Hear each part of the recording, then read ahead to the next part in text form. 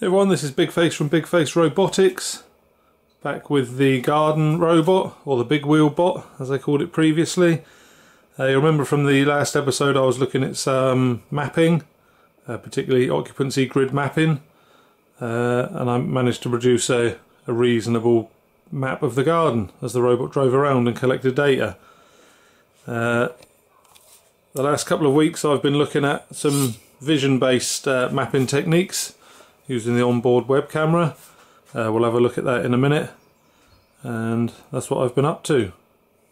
So I've been looking at various techniques that use monocular vision, things like orb slam and that sort of thing, and taking some ideas from how they work and making something of my own, which we'll have a look at.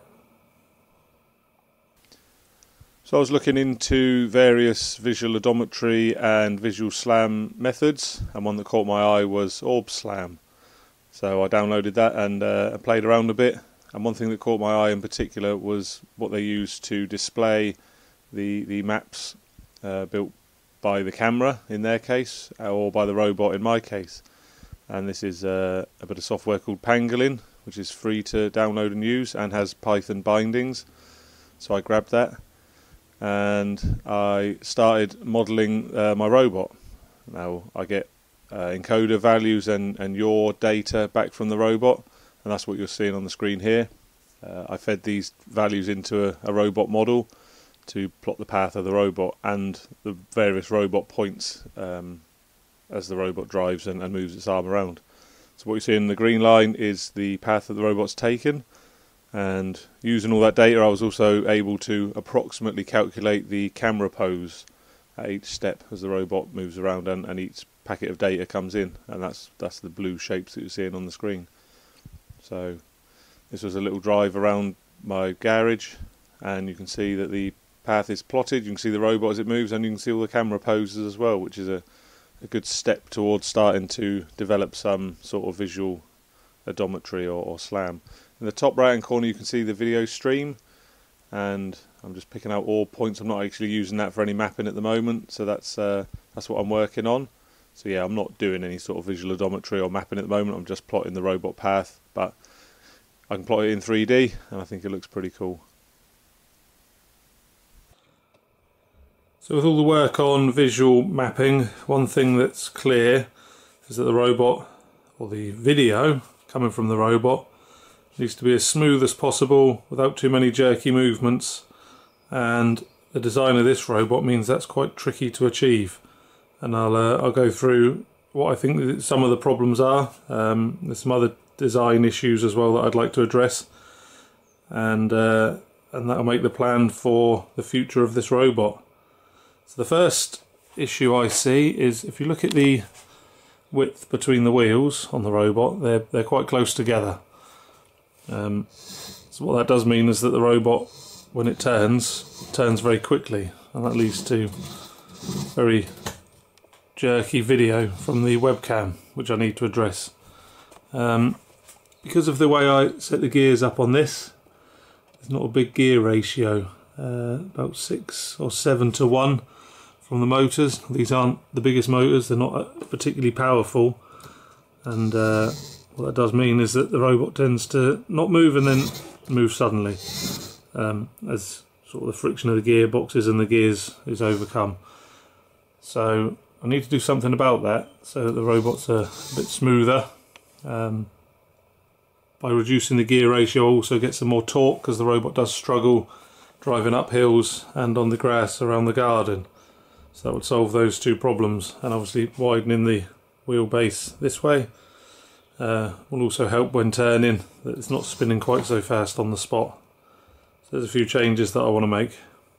The other issue to address around the gearing is that because the motor output gear is directly connected to the wheel, it's putting a lot of force onto the motor shaft there. And these again aren't the biggest, strongest motors in the world, but they are enough to move the robot. So what I'm going to do is look at new gearbox design, I think, to help with the torque and reduce the wear and tear on these motors.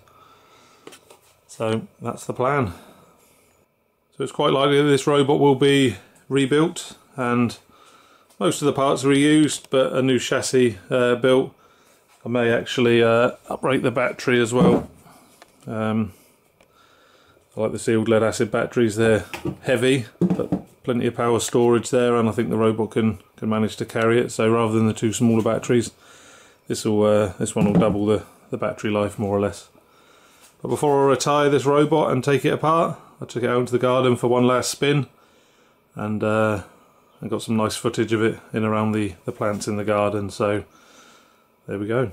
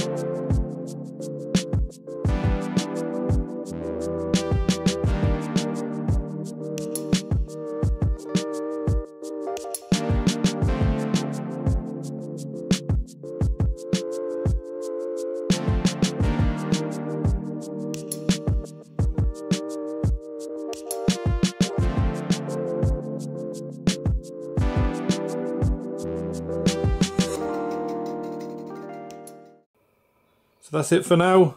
The next video will be a rebuild of the robot, new gearboxes and chassis. So come back for that soon. But that's it for this video. As always, thanks for watching.